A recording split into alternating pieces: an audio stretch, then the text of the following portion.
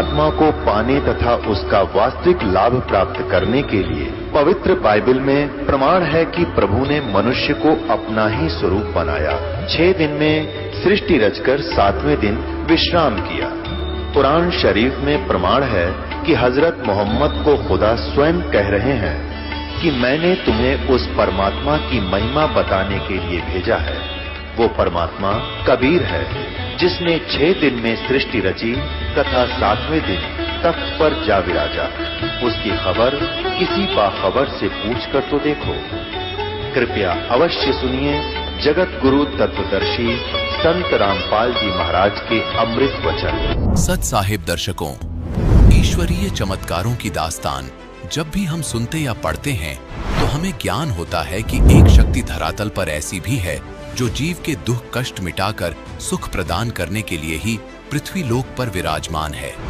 वह समय समय पर संत रूप में अपने कृपा पात्र भक्तों पर अपनी अपार कृपा बरसाकर उन्हें भक्ति और आस्था में दृढ़ करती है। हम बात कर रहे हैं उस परमेश्वर के विषय में जो सर्वगुण संपन्न और सर्व सुखदायक है और उन तमाम शक्तियों से युक्त है जिनसे आर्थिक, शारीरिक, मानसिक सभी प्रकार के लाभ प्राप्त होना संभव है। वह अजरो अमर परमात्मा वर्तमान में भी एक संत रूप में धरती पर मौजूद है और सत शास्त्र अनुकूल साधना करने वालों के साथ अनोखे चमत्कार कर रहा है। इसका जीता जागता उदाहरण मध्य प्रदेश के रहने वाले बैजनाथ जी के परिवार से आया है। बैजनाथ जी के परिवार में जन्मी छोटी सी बच्ची जो किन्नर रूप में पैदा हुई थी, लेकिन संत रामपाल जी महाराज जी की रजा से आज ठीक हो चुकी है और अब वह दुनिया के सामने एक लड़की के रूप में है। ऐसा अनोखा चमत्कार वर्तमान के वैज्ञानिक युग में होना बहुत ही दुर्लभ है। अब आप स्वयं सुनिए इस अनोखे ईश्वरीय चमत्कार की कहानी भक्त बैजनाथ जी की जुबानी। नमस्कार सर। नमस्कार सर। क्या नाम है जी आपका? बैजनाथ दास। कहाँ से आए हैं आप? हम एमपी के रहने वाले हैं, जिला श्योपुर, तहसील विजयपुर, ग्राम उपचा। सर, संत रामपाल जी महाराज से आपने नाम दीक्षा कब ली? 21/9/2018 को। सर, संत रामपाल जी महाराज की शरण में आने से पहले आप क्या भक्ति साधनाएं करते थे? हाँ सर, करते थे। ब्रह्मा, विष्णु, महेश, हनुमान जी सभी की करते थे, देवी देवताओं की। जैसे भैरव है, दांगी अपने वहाँ और भी देवताएं, उन सभी की भक्ति करते थे हम। सर, जो आप देवी देवताओं की भक्ति करते थे, इन सब से क्या आपको कोई लाभ भी मिले? नहीं सर, कोई लाभ प्राप्त नहीं हुआ हमें। हम भक्ति करते थे तो जैसे पहले से भक्ति करते आए तो हम भी करते रहे ऐसे ही, हमें कोई लाभ प्राप्त नहीं हुआ। तो क्या आपको संत रामपाल जी महाराज से जुड़ने के बाद कोई अनुभव भी हुआ है?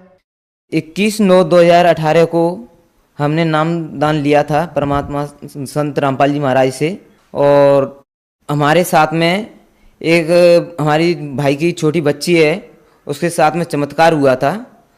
उसके जब हमने प्रण कर लिया था कि हम परमात्मा संत रामपाल जी महाराज से नामदान लेंगे।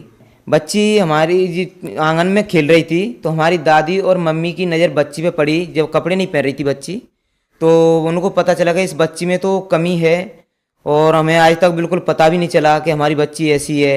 आपकी जो दादी थी और बच्ची की जो मम्मी थी, उन्होंने बच्ची को देखा तो ऐसी क्या कमी दिखी बच्ची में कि उन्हें पता चला कि बच्ची में कमी है? हाँ सर, उस बच्ची के गुप्तांग नहीं थे, जो उसे हम जननांग बोलते हैं, वो नहीं थे। केवल जो पेशाब की रास्ता होती है वो रास्ता थी मात्र, और सब पे बिल्कुल जैसे पट्टी जैसी थी बिल्कुल। और हमने दूसरे दिन ही उस बच्ची को दिखाने डॉक्टर को ले गए हम, तो डॉक्टर से परामर्श किया तो डॉक्टर बोले कि अभी बच्ची छोटी है तो बच्ची को 7 साल की होने दो, 7 साल बाद जैसे हम अल्ट्रासाउंड लेके तो यह पता चलेगा कि बच्ची का ऑपरेशन हो भी सकता है या नहीं। तो जैसे बच्चे इतना हमें जानकारी मिली तो हम घर पे वापस आए। तो घर पे वापस आकर के सभी घर वाले हम परेशान हुए कि इस बच्ची के क्या होगा, कैसे क्या, माने बहुत दुखी हुए सभी। तो हमारे मम्मी पापा, दादा दादी और चाचा चाची तो परमात्मा संत रामपाल जी महाराज से 2013-14 से जुड़े हुए थे। तो मम्मी ने परमात्मा से अरदास लगाई कि हे परमात्मा संत रामपाल जी महाराज, हम तुमसे जुड़े हुए हैं तो हमसे माने जैसे जगत के लोग पहले से भी कहते हैं और अब क्या कहेंगे कि आप कैसे गुरु से जुड़े हो और आपके घर में क्या हो रहा है। तो बहुत दुखी हो रही थी मम्मी। तो उन्होंने परमात्मा से कहा, संत रामपाल जी महाराज से, कि हे प्रभु, आप ही जाने, इस बच्ची को आप ही ठीक कर सकते हैं, अन्यथा कोई कर नहीं सकता है। तो बहुत दुखी होकर रोके मम्मी ने बोला। तो परमात्मा ने जैसे 20 दिन नहीं हुए तो ऐसा चमत्कार कर दिखलाया कि मम्मी और जो बहू है हमारी, तो बच्ची को गोद में लेकर के दूध पिला रही थी। तो उस समय ऐसी आवाज़ आई जैसे कपड़ा फाड़ते हैं हम, जैसी आवाज़ आई तो मम्मी ने बोला कि ये आवाज़ किसकी आई है। तो बोला कि जैसे कि मम्मी गैस पास हुई होगी। तो ऐसा ध्यान नहीं दिया। फिर बाद में मम्मी ने देखा बच्ची को, तो बच्ची को देखा तो बिल्कुल बच्ची बिल्कुल सही, जैसी की तैसी, और नॉर्मल बच्चियां होती हैं वैसे परमात्मा ने बिल्कुल बच्ची को वैसे ही बना दिया। बिल्कुल चमत्कार ऐसा दिखाया परमात्मा से, हम सभी घर वाले ऐसे चकित रह गए कि सिवाय परमात्मा संत रामपाल जी महाराज के अलावा ऐसा कोई चमत्कार कर ही नहीं सकता। तो बिल्कुल हमें इतनी खुशी हुई, परमात्मा की ऐसी रजा हुई। तो मैं संत रामपाल जी महाराज से पहले नाम दीक्षा नहीं लेना चाहता था और न मेरा भाई लेना चाहता था। तो जैसे हमारी बच्ची के गुप्तांग नहीं थे, तो गुप्तांग जैसे परमात्मा ने जो चमत्कार किया, गुप्तांग जैसे कि तैसे नॉर्मल बच्ची की तरह जो गुप्तांग लगा दिए परमात्मा ने, तो वो चमत्कार देख के हमने भी प्रण कर लिया था कि हम भी परमात्मा संत रामपाल जी महाराज से नाम उपदेश लेंगे। और वो बच्ची भी मेरे साथ है, मैं उस बच्ची को भी आपको दिखाना चाहता हूँ। ये वो बच्ची है जो मैं आपके सामने दिखा रहा हूँ। और इस बच्ची के पहले गुप्तांग नहीं थे, और संत रामपाल जी महाराज से जब मम्मी ने हमारी ने जो अर्जी लगाई थी परमात्मा से, तो इस बच्ची के बिल्कुल गुप्तांग जैसे नॉर्मल बच्चियों के होते हैं वैसे बिल्कुल गुप्तांग अब परमात्मा ने लगा दिए। तो सर आपके कहने का मतलब है कि आपकी जो बच्ची है वह किन्नर पैदा हुई थी और संत रामपाल जी महाराज से प्रार्थना लगाने के बाद आपकी एक बच्ची किन्नर से नॉर्मल हो गई। तो ये एक अपने आप में बहुत बड़ा चमत्कार है। तो जो समाज आज आपको देख रहा है, आप उन्हें क्या संदेश देना चाहेंगे? जगत और भक्तों से मैं ये कहना चाहता हूँ कि संत रामपाल जी महाराज आए हुए हैं, वो परमात्मा हैं, और उनसे सभी नाम दीक्षा लें और नाम दीक्षा लेकर के अपना कल्याण करवाएं। और सभी भक्त और जो जगत के लोग हैं वो परमात्मा को पहचानें, संत रामपाल जी महाराज को, और सभी नाम उपदेश लें। संत रामपाल जी महाराज से नाम दीक्षा कैसे ले सकते हैं? संत रामपाल जी महाराज से नाम दीक्षा लेने के लिए कई चैनलों पे सत्संग चलता है। तो संत रामपाल जी महाराज का सत्संग जब हम सुनते हैं तो उसके नीचे पट्टियाँ चलती हैं, तो पट्टियों में जो कुछ नंबर दिए होते हैं, तो उन नंबरों पे फ़ोन लगा करके आप नज़दीकी नामदान केंद्रों का पता लगा सकते हैं अपने वहाँ। तो आप वहाँ पर उन केंद्रों पर जा करके आप नाम दीक्षा ले सकते हैं। धन्यवाद सर। सत साहिब। दर्शकों, अभी आपने सुने संत रामपाल जी महाराज से दीक्षा प्राप्त करके सुखी हुए भक्त के अनुभव। अब देखिए जगत गुरु तत्वदर्शी संत रामपाल जी महाराज के मंगल प्रवचन। और अब देखिएगा श्रीमद् भगवत गीता, जयदाल गोयत का इसके अनुवादक है। 7वें अध्याय का हम अब 14वें श्लोक में क्या कहा है 7वें अध्याय के, क्योंकि यह अलौकिक अर्थात अति अद्भुत त्रिगुणमयी मेरी माया, रजगुण ब्रह्मा, सतगुण विष्णु, तमगुण शिव जी के द्वारा फैलाया गया ये जाल बड़ी दुस्तर है, खतरनाक है, खतर। और फिर कहते जो पुरुष केवल मुझको निरंतर भजते हैं, यानी जो ब्रह्म साधना करते हैं, वे इस माया का से तरंती यानी इनसे ऊपर उठ जाते हैं। यानी जैसे विष्णु और शिव की जो साधना करते, ब्रह्मा की तपा कराया ही नहीं करते, इसने तो रिजेक्ट करे बैठे थे। जो विष्णु और शिव की भक्ति करते हैं उनसे उनको बहुत कम लाभ मिलता है, और ब्रह्म की साधना करने वाले ब्रह्मलोक में चले जाते हैं, वहां काफी समय तक, और वहां ज्यादा सुख सुविधाएं हैं। लेकिन ब्रह्मलोक में गए हुए प्राणी 20 जन्म मृत्यु के अंदर ही हैं। इसलिए ये स्वयं स्वीकार करता गीता ज्ञानदाता अध्याय नंबर 4 के श्लोक नंबर 5 और 9 में, गीता अध्याय नंबर 2 के श्लोक नंबर 12 में, गीता अध्याय नंबर 10 के श्लोक नंबर 2 में कि अर्जुन तेरे और मेरे बहुत जन्म हो चुके हैं, तू नहीं जानता, मैं जानता हूं, मेरे कर्म और जन्म अलौकिक है। इसलिए ये कहता है कि मेरा साधक भी मेरी ही 7वें अध्याय के 18वें श्लोक में आगे आएगा कि मेरी साधना करनी भी अनुत्तम है, घटिया है, क्योंकि जन्म मृत्यु ना साधक की मिटे ना मेरी मिटे, खुद कहता है ये।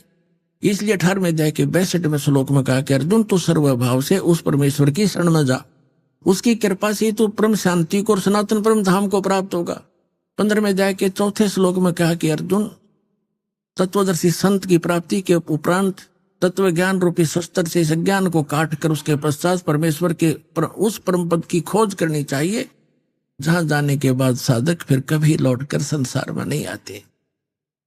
अपनी साधना को बना करता है केवल उसकी भक्ति करो। अब यहाँ जो प्रसंग चल रहा है ये क्या कह रहा है, यदि ब्रह्मा विष्णु महेश से ऊपर उठकर मेरी भी साधना करें, इनसे अच्छा लाभ तो मैं दे दूं। ये मेरी साधना करने वाले इनसे तर जाते हैं, इनसे ऊपर उठ जाते हैं, इनकी भक्ति नहीं करते, वो ब्रह्मलोक प्राप्त करते हैं। ये देखिएगा। अब 7वां अध्याय का हम अब 14वां श्लोक पढ़ रहे हैं।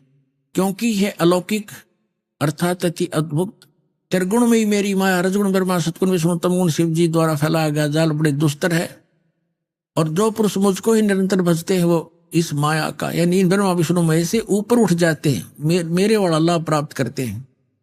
15 माया के द्वारा ब्रह्मा विष्णु महेश की साधना तक और इन्हीं से मिलने वाले लाभ पर जो दृढ़ हो चुके हैं और कोई सुनने को तैयार नहीं, उनके विषय में कहा है। जो इनके उपासक हैं तीनों गुणों के, ब्रह्मा विष्णु महेश के, माया के द्वारा जिनका ज्ञान हरा जा चुका है। 7वें अध्याय का 15वां श्लोक। यानी ब्रह्मा विष्णु महेश से ऊपर किसी की बात सुनने को तैयार नहीं, वहीं तक सीमित बुद्धि वाले, असुर स्वभाव को धारण किए हुए मनुष्यों में नीच, आसुर माने दुष्ट राक्षस, और मनुष्यों में नीच और दूषित कर्म करने वाले मूर्ख मूढ़ लोग मुझको नहीं भजते। हो गया सिद्ध। अब क्या कह रहा है गीता ज्ञानदाता? अब इस कंसेप्ट को क्लियर करना पड़ेगा। अब यहाँ क्या बताया है कि रजगुण ब्रह्मा सतगुण विष्णु तमगुण शिव जी की जो पूजा करते हैं उनको कहा है असुर स्वभाव को धारण किए हुए मनुष्यों में नीच दूषित कर्म करने वाले मूर्ख, ये मेरी भक्ति भी ना करते, ब्रह्म तक की साधना भी नहीं करते। अब इसी से संबंधित आगे दिखाते हैं इसी 7वें अध्याय के 20, 21, 22 में। अब देखिएगा 7वें अध्याय का अध्याय नंबर 7 श्रीमद् भगवद गीता अध्याय नंबर 7 का और श्लोक नंबर हम 20 पढ़ेंगे। उन भोगों की कामना द्वारा जिनका ज्ञान हरा जा चुका है, ब्रह्मा विष्णु महेश से मिलने वाले जो अक्षणिक लाभ हैं वहीं तक सीमित है, जिनकी बुद्धि अपने स्वभाव से प्रेरित होकर उस नियम को धारण करके अन्य देवताओं को भजते हैं, पूजते हैं, ब्रह्म को छोड़कर ब्रह्मा विष्णु महेश की पूजा करते हैं। आगे देखो 21 में, 21वां श्लोक यहां है। जो काम भक्त, जो भक्त जिस देवता के स्वरूप को श्रद्धा से पूजना चाहता है, उस भक्त की श्रद्धा में उसी देवता के प्रति स्थिर करता हूं। अब 22 में क्या कहा है? वह पुरुष उस श्रद्धा से युक्त होकर उस देवता का पूजन करता है और उस देवता से मेरे द्वारा ही विधान किए हुए उन इच्छित भोगों को निसंदेह प्राप्त करता है। अब गीता ज्ञानदाता यहाँ क्या कहना चाहता है कि जो भी भक्त परमात्मा के लिए प्रयत्नशील है और ये अन्य देवताओं की पूजा करता है, वो भक्ति तो कर रहा परमात्मा की मानकर, लेकिन वो उन देवताओं से जो भी लाभ मिल रहा है उनको मैंने ही कुछ शक्ति दे रखी। जैसे अभी आपने शिव पुराण में पढ़ा, इसने कहा कि तुम तीनों ने एक एक विभाग प्राप्त कर रखा मुझसे। वो काल कहता है रजोगुण विभाग प्राप्त है ब्रह्मा जी को, सतोगुण विभाग प्राप्त है विष्णु जी को, तमोगुण विभाग प्राप्त है शंकर जी को। तो ये क्या कहना चाह रहा कि इनको मैंने ही कुछ शक्ति दे रखी थोड़ी बहुत, और उनसे ही वो आंशिक लाभ तुम्हें प्राप्त हो रहा है। यहां देखिएगा। अब यहां 7वें अध्याय का अब 22वां पढ़ रहे हैं। वह पुरुष उस श्रद्धा से युक्त होकर उस देवता का पूजन करता है और उस देवता से मेरे द्वारा ही विधान किए हुए इच्छित भोगों को निसंदेह प्राप्त करता है। अब 23 में क्या कहा है? परंतु उन अल्प बुद्धि वालों का, अल्प बुद्धि माने मंद बुद्धि वालों का, यानी मूर्खों का, वह फल नाशवान है। और देवताओं को पूजने वाले देवताओं को प्राप्त होते हैं, मेरा भक्त मुझको प्राप्त होता है। ये जैसे चाहे बचे, ये गलत किया अनुवाद इन्होंने, ये नहीं, मेरा भक्त मुझको ही प्राप्त होता है। अब इससे स्पष्ट हो गया कि ब्रह्मा विष्णु महेश की जो पूजा करते हैं उनको ये काल गीता ज्ञानदाता मना करता है कि राक्षस स्वभाव को धारण किए हुए मनुष्यों में नीच और दूषित कर्म करने वाले मूर्ख मेरी भक्ति भी ना करते। अब इनको ऐसा क्यों कहा, यहां थोड़ा सा प्रमाण देना पड़ेगा। जैसे हिरण्यकशिपु ने रजगुण ब्रह्मा की पूजा साधना की थी और उससे को सिद्धि प्राप्त करके वो पंसारी बन बैठा एक हल्दी की गांठ से, अपने पुत्र प्रहलाद का शत्रु बन गया। न जाने कितनी यातनाएं उस मासूम बच्चे को दी और अंत में राक्षस कहलाया और कुत्ते वाली मौत मारा गया। अब यहां सूक्ष्म वेद में परमात्मा ने कहा कि ब्राह्मण बाणा कर्म कसाई हिरणा कुछ छाती तोड़वाई, राक्षस कहलाया ब्रह्मा जी का रजोगुण का उपासक। फिर दूसरे नंबर पर हम लेते हैं शंकर भगवान को, तमोगुण के उपासक थे कौन, रावण। रावण जैसी उपासना वर्तमान का कोई भी शिव उपासक नहीं कर सकता, जिसने अपनी यहां से दड़ काट के भगवान के समर्पित कर दी थी और जैसा किया वैसा ही दे भी दिया, वर्क डन दे सकते हैं ये। लेकिन अंत में राक्षस कहलाया, अपने ही मां को उठा लाया, यानी शिव के बड़े भाई श्री विष्णु जी की पत्नी अर्थात श्री रामचंद्र की पत्नी सीता को उठा लाया और पत्नी बनाने की कुचेष्टा कर रहा था। इससे बुरा कर्म और क्या करेगा प्राणी, और कुत्ते वाली मौत मारा गया, राक्षस कहलाया। एक भस्मा गिरी नाम का शिव का उपासक था और भगवान शिव के मकान के सामने कैलाश पर्वत पर सिरासन लगाकर तपस्या करने लग गया, ऊपर को पैर नीचे न सिर। 12 वर्ष तक ऐसी साधना करता रहा। एक दिन पार्वती जी ने भगवान शिव से प्रार्थना की कि हे भगवान, आप तो महेश्वर हो, आप तो दाता हो, समर्थ हो, जो चाहे दे सकते हो, आपका भक्त क्या मांगता है इसको प्रदान करो और यहां से विदा करो। तो भगवान शंकर ने कहा कि मांगो। भस्मागिरी, क्या मांगते हो भक्त? भस्मागिरी ने कहा कि वचनबद्ध हो भगवान, तब मांगूंगा। भगवान शिव ने कहा ठीक है, मैं वचनबद्ध हो गया। तब खड़ा हो गया छोड़ के तपस्या और कहा कि भगवान ये भस्म कड़ा दे दो आपका। जो भगवान शिव ने अपने हाथ में भस्म कड़ा डाल रखा था, उसमें एक शक्ति थी कि जिसके भी सिर पे करके ऐसे और उसको कह दे भस्म, वो उसको जला देता था, राख बना देता था। और इस बात का ज्ञान था भस्मागिरी को।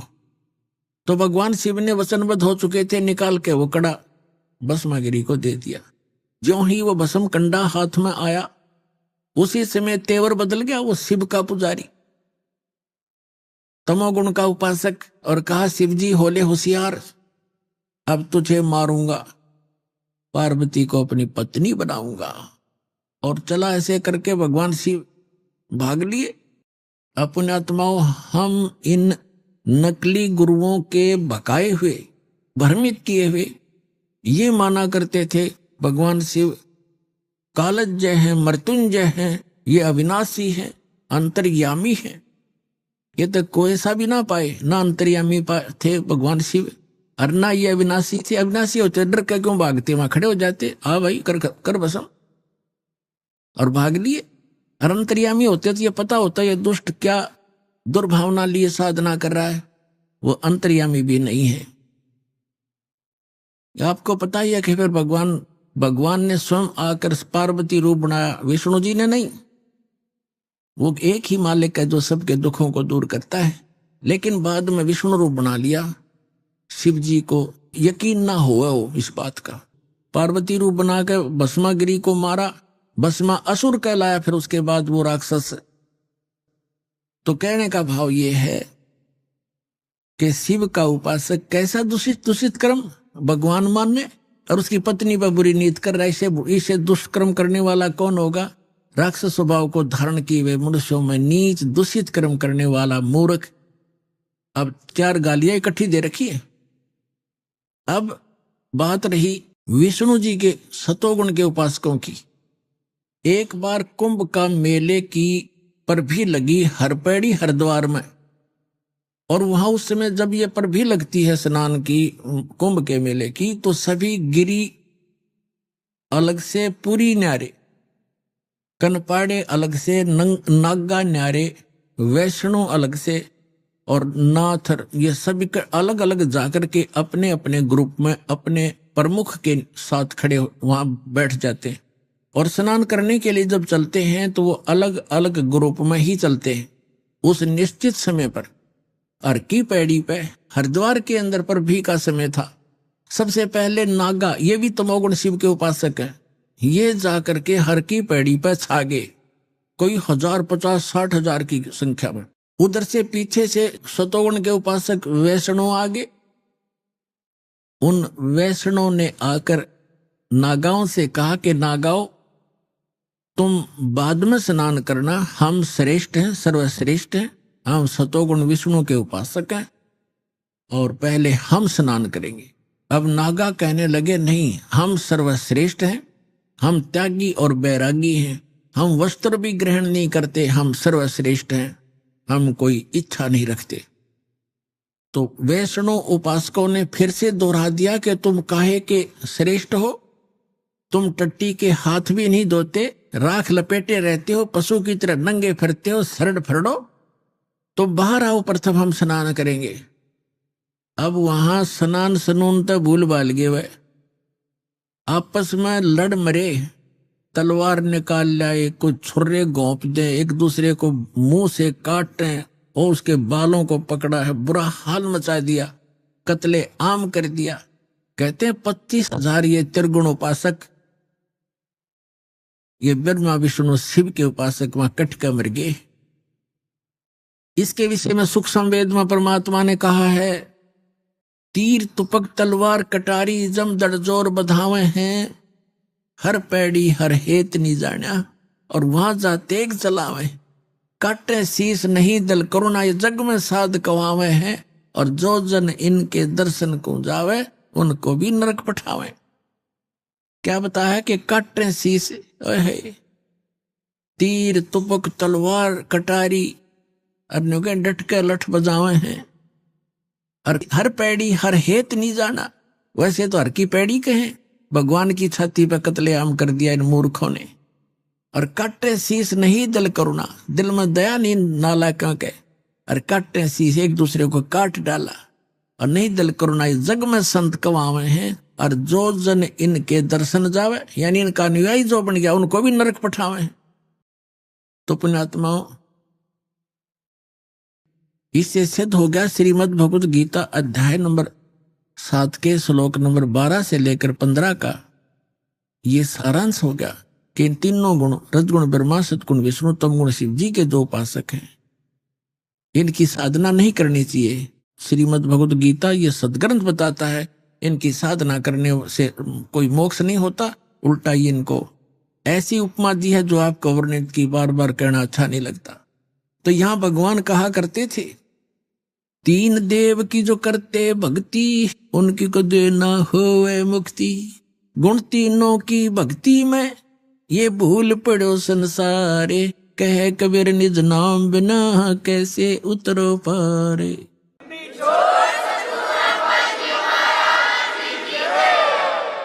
तो इससे सिद्ध होगा भगवान ने 600 वर्ष पहले ये बात कही थी, जो आज दास ने उन्हीं के बताए ज्ञान के अनुसार उसके बच्चों को सिद्ध कर दिया कि ये साधना जो हम करते थे वो गलत थी, और जिनको हम पूजते थे वो भगवान नहीं थे। बोलो सतगुरुदेव।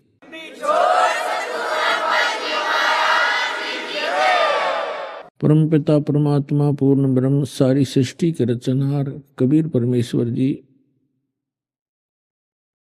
ये अल्लाहु अकबर हम सभी आत्माओं के जनक हैं, और हम यहां काल के लोक में फंस गए, और यहां पर सभी प्राणी महादुखी हैं। पुण्यात्माओं, जब तक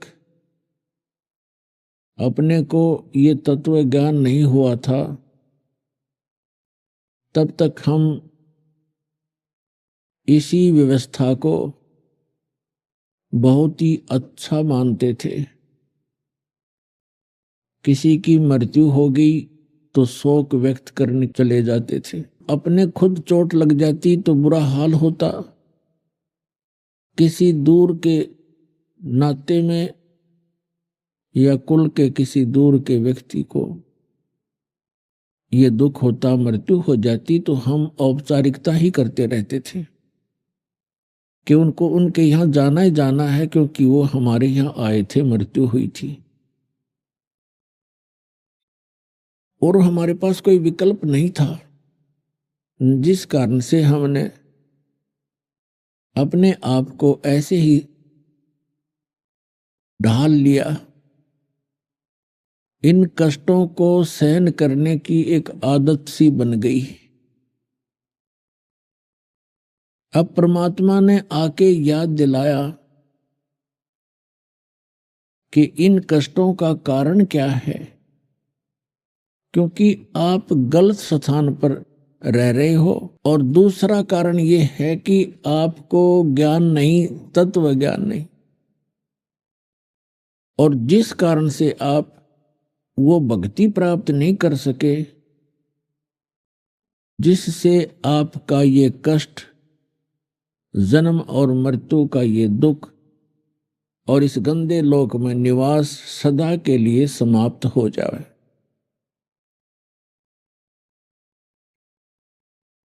उस ज्ञान को स्वयं बताने के लिए परमेश्वर अपने निज धाम से आते हैं, जहां हम और आप पहले रहा करते थे। वहां सर्व सुख था, कोई दुख नहीं था, कोई मृत्यु नहीं थी, हमारा परिवार था। हम परिवार को लेकर ही डूब गए, सह परिवार यहां आ गए इस काल भगवान पर आसक्त होकर के। हमने सोचा वहां कुछ और अच्छी व्यवस्था होगी। अब इसने हमारी यहां पर कैसी झांकी काट रखी है, कैसा जुलूस निकाल रखा है। कोई गधा बना दिया, कोई कुत्ता बना दिया, कोई सूअर बना दिया। अपने ही कर्मों से कोई राजा बन जाता है, आगे साधना सत्य न मिलने से फिर गधा बन जाता है। पुण्यात्माओं, अध्यात्म ज्ञानहीनता आज तक हमें यहीं पर रोके रहने में सफल रही। अब परमात्मा ने आकर वो यथार्थ ज्ञान बताया। अब उस यथार्थ ज्ञान के अंदर मोक्ष प्राप्ति के लिए, भक्ति साधना को सफल बनाने के लिए कौन कौन से नियम हैं, वो मर्यादा बताई। कोई भी कार्य है मर्यादा के बिना नहीं होता। इस लोक में परिवार की भी एक मर्यादा होती है, विवाह शादी जिससे नाते होते हैं उनकी भी मर्यादाएं होती हैं। जैसे बिजली है, बिजली इलेक्ट्रिसिटी, इसकी भी नियम है, मर्यादा है। उन मर्यादाओं को रखेंगे तो ये लाइट हमें प्राप्त रहेगी। ठीक इसी प्रकार साधना की कुछ नियम हैं, मर्यादाएं, उनको हमने निभाना ही पड़ेगा। इनमें सबसे प्रथम है कि गुरु की आवश्यकता होती है। किसी भी भक्त की साधना गुरु के बिना सफल नहीं हो सकती, और गुरु भी पूरा हो।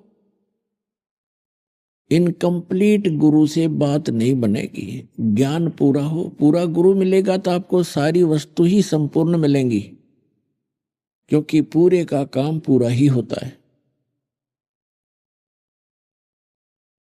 अब गुरु के बिना बात बने नहीं। परमात्मा ने स्वयं आकर के ज्ञान दिया है कि आप जी श्री राम और श्री कृष्ण जी को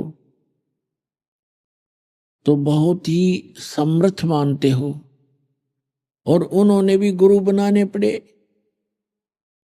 श्री रामचंद्र जी ने वशिष्ठ ऋषि से उपदेश लिया, दीक्षा ली, और तब वो सब लोग जा सके। श्री कृष्ण जी ने दुर्वासा जी से दीक्षा ली, उनके शिष्य बने, तब वो सब लोग जा सके। श्री कृष्ण जी के गुरु के बारे में संदीपनी ऋषि और बीच में आता है। संदीपनी ऋषि से उनको अक्सर ज्ञान हुआ था, जैसे टीचर होते हैं पढ़ाई वाले, शिक्षा वाले, और एक होते हैं आध्यात्मिक टीचर, गुरु।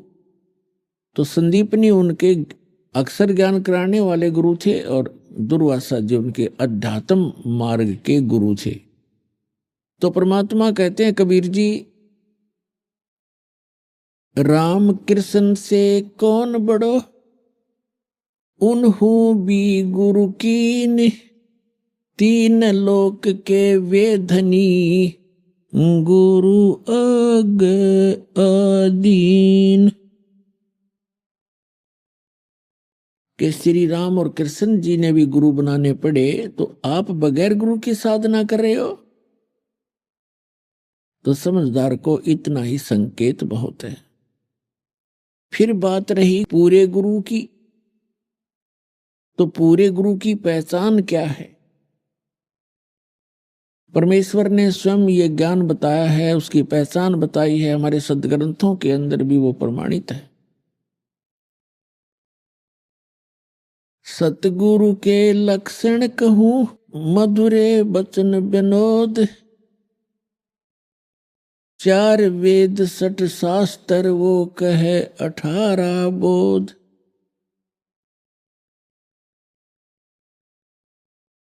अब क्या बताया है कि सतगुरु के लक्षण कहूं, मधुरे बैन विनोद, यानी 4 वेद 60 शास्त्र वो कहे 18 बोध। सतगुरु सब सदग्रंथों का ज्ञाता होता है। चारों वेदों का निष्कर्ष यथार्थ ज्ञान सतगुरु को ही प्राप्त होता है। और दूसरी पहचान बताई है, जो कबीर परमेश्वर का निज संत होगा, सतगुरु होगा, जो उसका कृपा पात्र होगा, जो संत मम सत शब्द दरडावे, वा के संग सब राड बढ़ावे।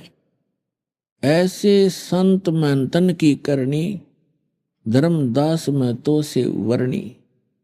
मेरा जो परम संत होगा, उसका दूसरा लक्षण ये होगा कि जो संत मम सत शब्द दृढ़ावे, मेरे इस यथार्थ ज्ञान को जो दृढ़ता के साथ जनता को बताएगा, उसके संग सभी राड बढ़ावेंगे, विरोध पैदा करेंगे, झगड़ा करेंगे। और कलयुग के अंदर अस संत महंतन की करनी, कि इस कलयुग में ऐसी इन संत और महंतों की करनी हो जाएगी, धर्मदास में तो से वर्णी। फिर बताया है श्रीमद् भगवत गीता चौथे अध्याय के 32 और 34 में। 32 में कहा कि अर्जुन, अभी तक जो भी ज्ञान मैंने इस आपको चौथे अध्याय में दिया है, 25 से लेकर 31 तक श्लोकों में, तो कोई कैसी साधना करता है, कोई देवताओं की पूजा करता है, कोई स्वाध्याय करता है, गीता जी का पाठ कर लिया, वेदों का पाठ कर लिया, इस तरह की। कोई केवल योग अभ्यास ही करता है, योगासन। कोई श्वास उश्वास की क्रिया को देखता रहता है, आती जाती को। और सभी अपनी अपनी साधना को पाप नाशक जानते हैं, क्योंकि यदि उनको पता लग जाए कि साधना ठीक नहीं है तो तुरंत त्याग देंगे। चौथे अध्याय के 32वें श्लोक में कहा है कि वास्तविक जो जानकारी है, विस्तार के साथ इन यज्ञों की जानकारी, यज्ञ माने धार्मिक अनुष्ठानों की जानकारी सच्चिदानंद घन ब्रह्म की वाणी में वर्णित है, विस्तार के साथ कही है। यहां अनुवादकर्ताओं ने गीता अध्याय 4 के श्लोक 32 में अनुवादकर्ताओं ने गलत अनुवाद कर दिया क्योंकि उनको तत्व ज्ञान नहीं था और वो श्री कृष्ण से अन्य कोई भगवान नहीं मानते थे, उसको कंप्लीट गॉड मानते थे, संपूर्ण भगवान, पूर्ण परमात्मा। जिस कारण से उन्होंने अर्थों के अनर्थ करने प्रारंभ कर दिए। यहां लिखा है ब्रह्मणे मुखे, ब्रह्मणे मुखे, ब्रह्मणेकार से यहां पर इन्होंने वेद कर दिया, ये गलत किया। और यही शब्द है गीता अध्याय नंबर 17 के श्लोक नंबर 23 में, यही शब्द है ब्रह्मणे। ओम तत्सत इति निर्देश ब्रह्मणे त्रिविध समर्थ ब्राह्मणा तेन वेदा च यगा विहिता पुरा। तो वहां इन्होंने ठीक अनुवाद किया, ब्रह्मणे माने सच्चिदानंद घन ब्रह्म कर दिया, वो सही अनुवाद किया है, वो ठीक अर्थ किया है। लेकिन यह चौथे अध्याय के 32वें श्लोक में इनकी बुद्धि स्लिप कर गई, फिसल गई, क्योंकि अज्ञानी व्यक्ति कहीं ना कहीं गलती करेगा ही करेगा। तो यहां भी लिखना था ब्रह्मणे मुखे माने सच्चिदानंद घन ब्रह्म, मुख मुखे माने उसके मुख से उच्चरित वाणी में, यानी सच्चिदानंद घन ब्रह्म, वो परम अक्षर ब्रह्म। गीता अध्याय नंबर 8 के श्लोक नंबर 3 में गीता ज्ञानदाता ने अपने से अन्य कोई परमात्मा बताया है जिसको परम अक्षर ब्रह्म कहा है। परम अक्षर ब्रह्म कहो, सच्चिदानंद घन ब्रह्म कहो। उसने सच्चिदानंद घन ब्रह्म ने अपने मुख कमल से जो ज्ञान कहा है वो तत्व ज्ञान है, और उसके अंदर धार्मिक अनुष्ठानों यज्ञों की जानकारी विस्तार के साथ कही है। चौथे अध्याय के 34वें श्लोक में कहा है, उस तत्व ज्ञान को अर्जुन तू तत्वदर्शी संतों के पास जाकर समझ, उनको दंडोत प्रणाम करने से, कपट छोड़कर सरलता पूर्वक प्रसन्न करने से वो तत्वदर्शी संत तुझे परमात्मा का, उस तत्व ज्ञान का उपदेश करेंगे। अब तत्वदर्शी संत ही परमात्मा के उस तत्व ज्ञान से परिचित होता है, वो पूर्ण सतगुरु होता है। अब इससे एक तो ये बात सिद्ध होगी कि श्रीमद् भगवत गीता के अंदर वो ज्ञान नहीं है जो तत्व ज्ञान है। नहीं तो यहाँ गीता ज्ञानदाता कह देता कि तत्व ज्ञान 17वें अध्याय में है या 16वें अध्याय में, वहां पढ़ लिए, या एक अध्याय और बना देता 19वां। उसको खुद ज्ञान नहीं है, इसलिए उसने एक ऑप्शन छोड़ दिया है कि ये ज्ञान तत्वदर्शी संत ही बता सकते, उनसे सुनो। अब गीता अध्याय नंबर 15 के श्लोक नंबर 1 के अंदर तत्वदर्शी संत की पहचान बताई है। ऊर्ध्व मूलम अधः शाखम अश्वत्थम प्राहु अवम छंदासी यस्य पर्णानि ये तम वेद स वेदवित। इसका अर्थ बनता है कि ऊपर को जड़ वाला और नीचे को शाखा वाला ये संसार रूपी पीपल का वृक्ष जानो, ये अविनाशी पीपल का वृक्ष जानो। और छंदासी यस्य पर्णानि, जिसके छंद माने विभाग, पत्ते आदि जिसके विभाग हैं, और ये तम वेद, और जो इस संसार रूपी वृक्ष के सर्वांग सभी पार्ट्स को, ऑल पार्ट्स को बता देगा। स वेदवित, वह वेद के तात्पर्य को जानने वाला है, वह तत्वदर्शी संत है। तो पुण्यात्मा, परमेश्वर कबीर जी जो परम अक्षर ब्रह्म हैं, सच्चिदानंद घन ब्रह्म हैं, वे स्वयं आए थे भारतवर्ष की पावन धरती पर सन 1398 में पवित्र नगरी काशी में, और वहां काशी नगर से बाहर एक सरोवर के अंदर विकसित कमल के फूल के ऊपर आके नवजात शिशु का रूप धारण किया था। वहां से नीरू नीमा नाम के पति पत्नी जुलाहा प्रतिदिन स्नानार्थ जाया करते थे, क्योंकि लहर तारा तालाब गंगा के स्वच्छ जल से वर्षा के दिनों में जब गंगा फुल स्विम पर चलती थी, फुल भर के गौ घाट के ऊपर से उछल उछल कर लहरों के द्वारा उस झील के अंदर वो पानी संग्रहित हो जाता था, जो सारा वर्ष पर्याप्त रहता था। बहुत सुंदर जल गंगा का होता था। वो प्रतिदिन वहां स्नान करने जाया करते थे, क्योंकि यही नीरू नीमा उसी जीवन में ब्राह्मण ब्राह्मणी थे। मुसलमानों ने उनको जबरदस्ती मुसलमान बना दिया था और हिंदुओं ने मुसलमानों को गंगा में स्नान करने पर प्रतिबंध लगा दिया था घाट के ऊपर। तो उसके बाद ये मुसलमान बना दिए गए थे बाई फोर्स, तो इनके पास कोई विकल्प रहा नहीं था, जुलाहे का काम करने लग गए। पहले ये ब्राह्मण थे, विद्वान थे, शिव के पुजारी थे, भगवान शिव के शिव पुराण की कथा करके ये अपनी दक्षिणा से गुजारा किया करते थे, निर्वाह करते थे। अब वो दक्षिणा बंद हो गई, जिस कारण से इन्होंने जुलाहे का काम करना प्रारंभ कर दिया था। तो वो प्रतिदिन उस लहर तारा तालाब के अंदर स्नान करने जाया करते थे। वहां परमात्मा सतलोक से आए, एक शिशु रूप धारण किया, नीरू नीमा उनको उठा ले गए। तो वहां परमात्मा धीरे धीरे बड़े हुए, 5 वर्ष की आयु में ही बड़े बड़े विद्वानों के छक्के छुड़ा दिए। परमात्मा 5 वर्ष के थे उस समय महर्षि कहो, पंडित जी कहो, स्वामी रामानंद जी 104 वर्ष के थे। अभी आपने सुने संत रामपाल जी महाराज के मंगल प्रवचन। आइए अब सुनते हैं संत रामपाल जी महाराज से नाम दीक्षा लेकर सतभक्ति करके अद्भुत लाभ प्राप्त करने वाले अनुयायी के विचार। दर्शकों, आज का समाज युवा वर्ग पर आधारित है और समाज सुधार में युवाओं की भूमिका अत्यधिक महत्वपूर्ण है।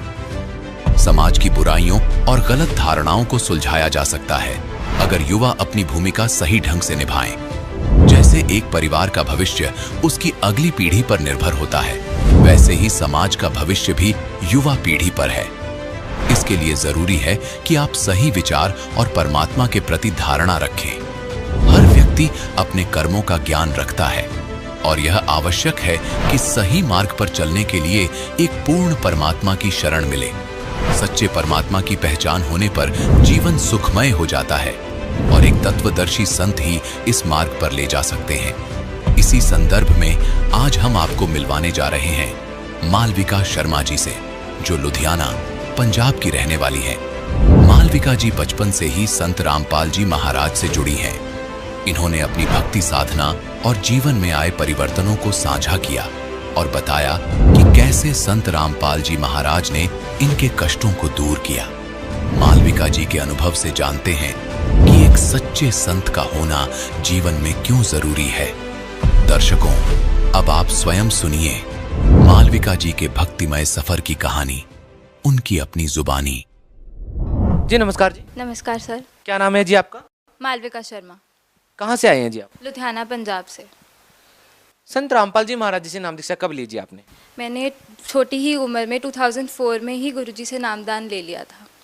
2004 में? जी, मैं तब 4th स्टैंडर्ड में थी। कितनी उम्र रही होगी आपकी उस टाइम? 4th स्टैंडर्ड में मेरी 8 इयर्स। 8 साल की उम्र में ही आपने संत रामपाल जी महाराज जी नाम? जी, तभी से नामदान लिया हुआ। तब से लेकर के अब तक आपका अनुभव क्या रहा है संत रामपाल जी महाराज जी को लेकर के? उनकी जो फॉलोअर्स की जो संख्या है लगातार बढ़ती जा रही है, ये आपका जो अनुभव है इस बीच में वो क्या है? देखिए, सबसे पहली बात जो हम कहते हैं बेसिक्स ऑफ स्पिरिचुअलिटी, वो हमें संत रामपाल जी महाराज जी ने ही बताए हैं। जैसे सब लोग बोलते हैं गॉड इज़ वन, और उसके बाद हमें हजारों नाम बता दिए भगवान के। राम जी भगवान है, कृष्ण जी भगवान है, शिव जी भगवान है, ब्रह्मा जी भगवान है। तो ये गॉड इज़ वन का तो कोई मतलब ही नहीं बना। तो परमात्मा ने हमें, संत रामपाल जी महाराज जी ने हमें ग्रंथों में से दिखा दिया, सारे ग्रंथों की, सारे रिलीजन्स की होली बुक्स उठाई। परमात्मा ने बाइबल उठाई, कुरान उठाई, गीता जी उठाई, सब में उठा के निचोड़ निकाल के दे दिया कि वो भगवान कौन है और उनका नाम क्या है। देखिए, आपने कहा कि आपकी उम्र उस समय 8 साल रही होगी जब आपने संत रामपाल जी महाराज से नाम दीक्षा ली। उस समय तो आपको ये समझ में नहीं आया होगा कि गॉड पे एक ही है और दूसरे संत हैं जो अलग अलग बता रहे हैं, तो आप जुड़े कैसे रहे? सर, मैं आपको ये चीज़ बताना चाहूँगी कि छोटे से ही ना, जब से मुझे बोलना आया होगा तब से मैं अपने पापा से एक क्वेश्चन पूछती थी कि पापा, हम यहाँ पर क्यों आए हैं और क्यों यहाँ पर डेथ हो जाती है। क्योंकि मेरे घर में परमात्मा की दया से कभी कुछ बुरा नहीं हुआ, बट मैंने डेथ होती देखी दूसरों के घरों में। तो मेरे दिमाग में एक क्वेश्चन बचपन से ही आता था कि पापा प्लीज़ बता दो कि ये मरने के बाद आत्मा कहाँ जाती है। तो उनके पास कोई आंसर नहीं होता था, क्योंकि उन्होंने आसाराम बापू जी से नामदान लिया हुआ था। तो वो कहते थे कि मुझे तो इस चीज़ का आंसर बिल्कुल भी नहीं पता। तो जैसे ही गुरुजी का ज्ञान सुना, स्टार्टिंग में ही तो गुरुजी ने क्रिएशन ऑफ नेचर बता दिया, जिसमें गुरुजी ने बताया कि आत्मा आती कहाँ से है और हम मरने के बाद कहाँ चले जाएंगे और हमारे साथ क्या क्या बीतता है उसके बाद। तो मुझे जब ये क्वेश्चन का आंसर मिला, मुझे तभी पता चल गया था कि यही परमात्मा है और ये भगवान ही आए हुए हैं, ये कोई गुरु नहीं है, ये भगवान आए हुए हैं सीधा। तो लाखों की तादाद में एक व्यक्ति कैसे ये निर्णय करेगा कि कौन संत सही है और कौन संत सही नहीं है? देखिए, हर चीज़ का ना जो निचोड़ होता है वो हम किसी कॉन्स्टिट्यूशन को लेकर चलें तो जैसे हम इंडिया की कॉन्स्टिट्यूशन है, अगर उसको फॉलो नहीं करोगे, लॉ को फॉलो नहीं करोगे, जेल में पटक दिया जाएगा आपको। इसी प्रकार से जो हमारी होली बुक्स है वो स्पिरिचुअलिटी का जो बेस है उसी में है। तो हमारी स्पिरिचुअल बुक्स में जो लिखा है वो संत हमें फॉलो करेंगे, अगर हम उन संत को, तो ही हम पार हो सकते हैं।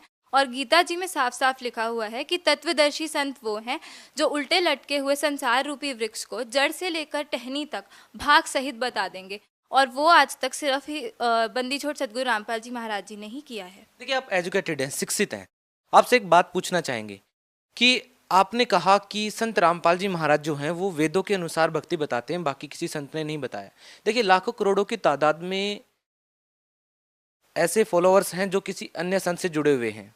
क्या आपको लगता है कि आज तक किसी भी संत ने वेदों के अनुसार भक्ति नहीं बताई है और केवल संत रामपाल जी महाराज जी ने ही बताई है? जी बिल्कुल, किसी ने भी वेदों के अनुसार भक्ति नहीं बताई। गुरुजी एक एक लाइन को ना उंगली लगाकर बता रहे हैं कि बच्चों देख लो ये लिखा हुआ है और हम कर क्या रहे हैं। ये आप कैसे कह सकते हैं? इस बात का निर्णय कैसे हो कि कोई जो दूसरे संत हैं वो शास्त्रों के अनुसार भक्ति नहीं बता रहे हैं? कैसे लोग निर्णय करेंगे? सर, आपने बहुत ही अच्छा क्वेश्चन किया कि हम किस तरीके से निर्णय करें कि सही संत कौन है और कौन सही भक्ति बता रहा है। तो पहला पॉइंट मैं आपको बोलना चाहूँगी कि बाकी जो गुरु हैं वो सब बोलते हैं कि परमात्मा निराकार है, बल्कि हमारी होली बुक साफ साफ बोलती हैं कि परमात्मा साकार है। बाइबल में लिखा हुआ है प्रभु ने मनुष्य को अपना ही स्वरूप दिया, तो ये फैक्ट रीइंस्टेट है और परमात्मा साकार ही है। तो सबसे बड़ी चीज़ तो ये है कि God is in form, God is not formless, जो कि बाकी सब संत बोलते हैं। दूसरी चीज़ जो है कि पाप कर्म कट सकते हैं कि नहीं कट सकते। जितने भी पंडितों के पास, जितने भी गुरुओं के पास आप चले जाओगे, वो पहले तो आपको पाखंडवाद बताएंगे बाकी कि ये कर लो वो कर लो। जब उससे आपको लाभ नहीं मिलेगा, लास्ट में वो बोल देते हैं पाप कर्म तो आपको काटना ही पड़ेगा, जो कि बिल्कुल भी सही नहीं है। लिखा हुआ है कि परमात्मा की शक्ति इतनी ज़्यादा है कि वो किसी भी पाप को, किसी भी लेवल का पाप हो, वो काट सकते हैं और आपकी उम्र तक एक्सटेंड हो सकती है। तो दूसरी चीज़ ये है कि पाप कर्म कट सकते हैं, ऐसा कुछ नहीं है कि पाप कर्म दंड कट नहीं सकता। तीसरी चीज़, व्रत करवाते हैं वो लोग बाकी सबसे, तो व्रत करना साफ साफ मना किया हुआ है हमारी होली बुक्स में, क्योंकि अगर व्रत करने से मुक्ति होती तो जब अकाल पड़ता है, किसी के पास कुछ भी खाने को नहीं होता, तो वो भी तो व्रत ही हुआ, तो तब इतने ज़्यादा लोग क्यों मर जाते हैं। चौथी चीज़ ये कि एक तरफ तो बाकी सब संत बोलते हैं कि गंगा जी में अगर आप डुबकी लगाओगे तो आपके पाप कर्म नष्ट हो जाएंगे, और दूसरी तरफ आप बोलते हो कि पाप कर्म दंड नष्ट नहीं होते। तो ये कॉन्ट्राडिक्टरी चीज़ें हो चुकी, और इनका सल्यूशन सिर्फ ये है कि सही परमात्मा की भक्ति करो। एक वही वे है कि आपको सैल्वेशन अटेन हो जाएगी और इस जन्म मरण के चक्कर से हम बच पाएंगे। देखिए, इसके बाद भी सबसे बड़ा सवाल ये उठता है कि यदि हम शास्त्र के अनुसार भक्ति कर भी लेते हैं तो उसके बाद भी एक मनुष्य को, एक व्यक्ति को शारीरिक लाभ, आध्यात्मिक लाभ, भौतिक लाभ की जरूरत पड़ती है। हम आपसे ये जानना चाहेंगे कि संत रामपाल जी महाराज से नाम दीक्षा लेने के बाद आपको क्या लाभ मिले? तो मुझे इतने ज़्यादा लाभ मिले हैं कि अगर मैं आपको बताने चलूँ तो मैं कभी एंड कर ही नहीं सकती, क्योंकि पल पल में लाभ होते हैं। तो फर्स्ट लाभ मैं आपको बताऊंगी, सबसे बड़ा तो आध्यात्मिक लाभ भी है कि वो पाथ मिल गया जिस पे हम चलेंगे तो हमें सैल्वेशन अटेन होगा ही होगा। ये जो जन्म मरण का चक्कर है जिसमें हम युगों युगों से फंसे हुए हैं, इससे हम पार हो जाएंगे। दूसरा लाभ जो मिला वो है 2012 में मेरा बहुत ही भयंकर एक्सीडेंट हुआ था और मेरा ब्रेन भी बाहर आ गया था और मेरे फेस के 3 पार्ट्स हो चुके थे। अब वो तो मैं आपको दिखा नहीं सकती, पर ये हाथ एक प्रूफ है कि मेरा तो बहुत घटिया एक्सीडेंट हुआ था और मेरा फ्रैक्चर, मेरी पूरी हड्डी टूट चुकी थी हाथ। किस हॉस्पिटल में आपने दिखाया था? DMC हॉस्पिटल में दिखाया था, लुधियाना में, और वहाँ के जो टॉप 3 डॉक्टर्स हैं उनकी टीम ने मुझे ऑपरेट किया था। 8 आवर्स प्लस मेरी सर्जरी चली थी और 80 प्लस स्टिचेस मेरे सर पर हैं। तो गुरुजी की दया इतनी ज़्यादा हुई संत रामपाल जी महाराज जी की कि सिर्फ उसी दिन मुझे होश भी आ गया और डॉक्टर्स मुझे अभी तक मिरेकल बुलाते। सर, मैं आपको एक और चीज़ बताना चाहूँगी कि 2014 में भी मैंने अपना इंटरव्यू दिया था और उसमें आपको साफ साफ दिखेगा भी कि मेरा बहुत ज़्यादा बुरा एक्सीडेंट हुआ था, और यहाँ पर निशान भी तब उसमें क्लियरली दिख रहा है। और क्या लाभ मिले हैं आप?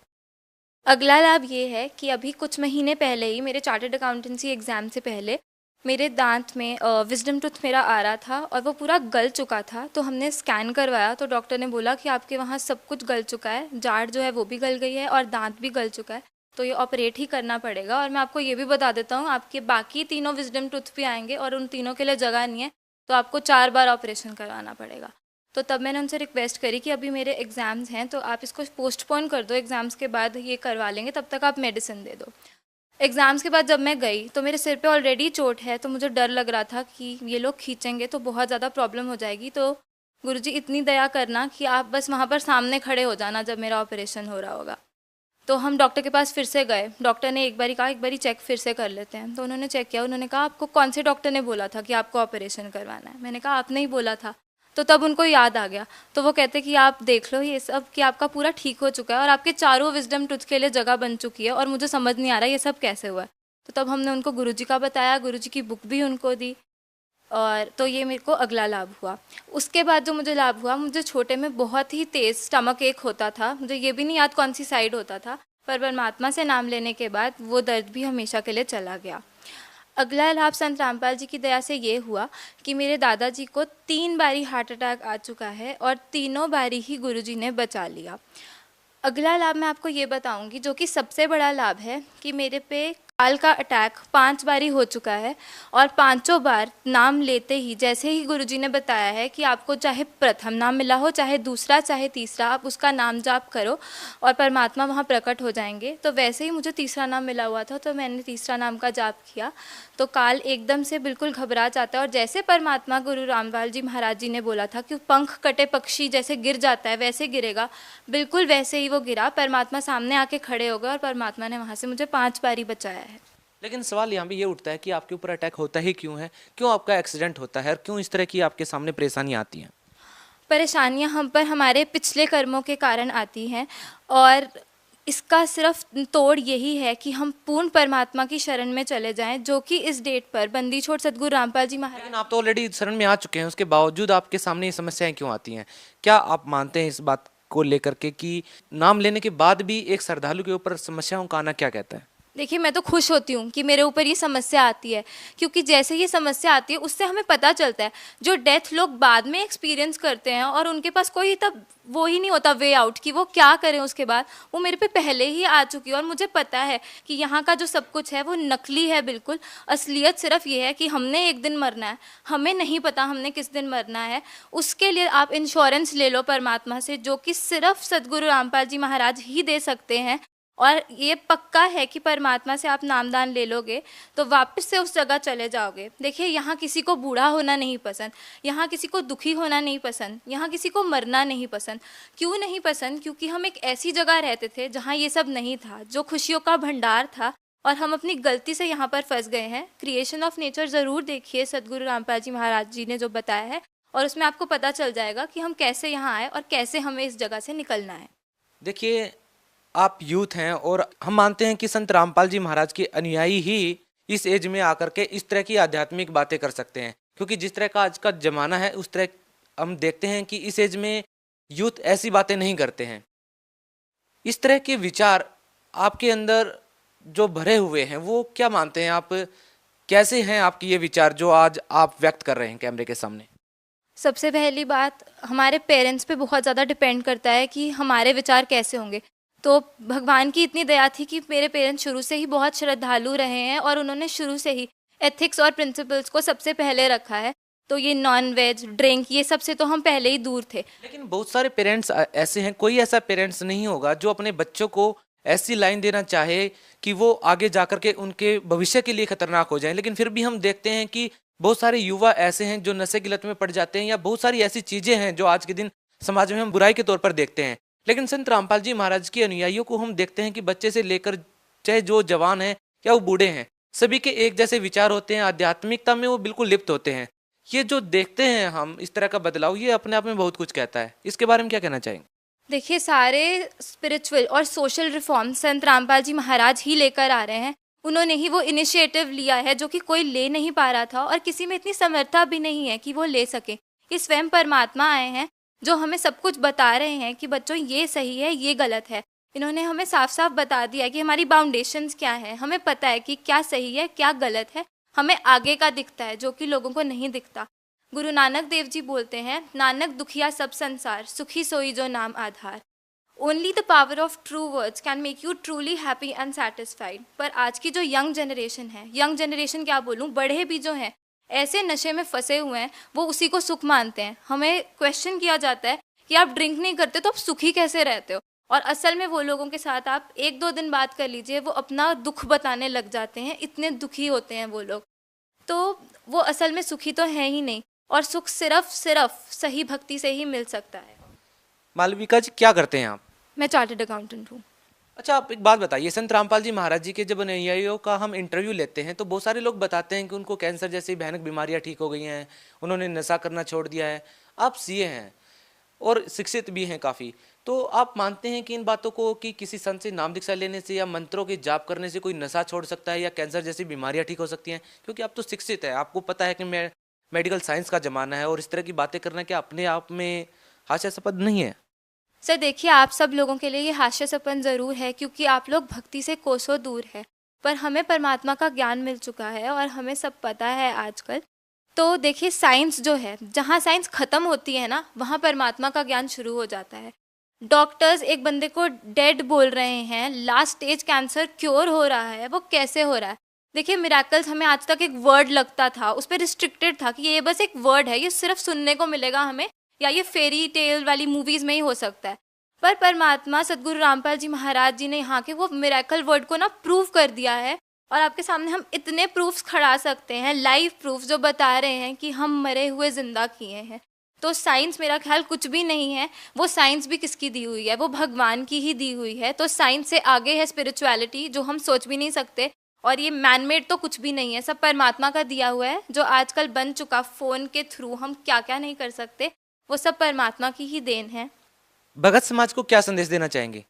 सबसे पहले मैं आपके कैमरे के माध्यम से एक चीज़ बोलना चाहूँगी कि बंदी छोड़ सदगुरु रामपाल जी महाराज जी ने एक मुहिम छेड़ दी है। जो डाउरी ने इतनी लड़कियों को मार के जला दिया है, इतनी लड़कियों के साथ बुरा हो रहा है, वो परमात्मा ने बिल्कुल ही ख़त्म कर दिया है। सदगुरु रामपाल जी महाराज जी के जो भी शिष्य हैं वो डाउरी फ्री मैरिजेस करते हैं, कोई दहेज का लेना देना नहीं होता, कोई पाखंड नहीं होता, बिना पाखंड के शादियाँ हो रही। सबसे बड़ा लाभ किनको मिला है? सर, इसका सबसे बड़ा लाभ लड़कियों के पेरेंट्स और लड़कियों को ही मिला है, क्योंकि लड़कियां गर्भ में भी मार दी जाती थी और बाद में भी जब उनकी शादी होती थी तो उनके साथ इतने ज़्यादा अत्याचार होते थे सिर्फ एक इस डाउरी के कारण। तो परमात्मा ने वो बिल्कुल ही हटा दिया है। आध्यात्मिकता के साथ साथ में जो सामाजिक स्तर पर सदगुरु रामपाल जी महाराज जी ने मुहिम छेड़ दी है, आने वाली पीढ़ियां उसका बहुत ज़्यादा धन्यवाद करेंगी, क्योंकि ये किसी आम आदमी के बस की बात नहीं है, ये स्वयं परमात्मा ही करवा सकता है। कोई भगत समाज को कोई मैसेज देना चाहेंगे आप? भगत समाज से मेरी यही रिक्वेस्ट है कि मानुष जन्म दुर्लभ है, ये मिले ना बारंबार, जैसे तरवर से पत्ता टूट गिरे वो बहर ना लगता डार। ये एक ही बार हमें ह्यूमन लाइफ मिलती है, ह्यूमन लाइफ आपको मिल भी गई, पता नहीं वो तत्वदर्शी संत आए होंगे कि नहीं आए होंगे।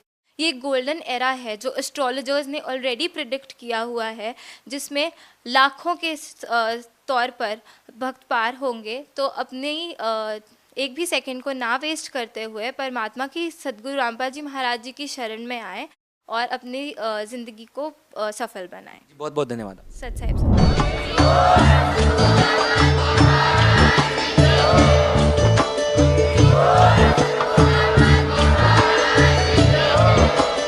आप सुन रहे थे जगत गुरु तत्वदर्शी संत रामपाल जी महाराज जी के मंगल प्रवचन। अधिक जानकारी के लिए विजिट कीजिए हमारी वेबसाइट www.jagatgururampalji.org। संत रामपाल जी महाराज जी के शुभ आशीर्वाद से पूरे विश्व भर में 500 से भी ज्यादा नाम दीक्षा केंद्र हैं, जिन पर संत रामपाल जी महाराज जी द्वारा ऑनलाइन निशुल्क नाम दीक्षा दी जा रही है। अपने नजदीकी नाम दीक्षा केंद्र का पता करने के लिए संपर्क करें 8222880541।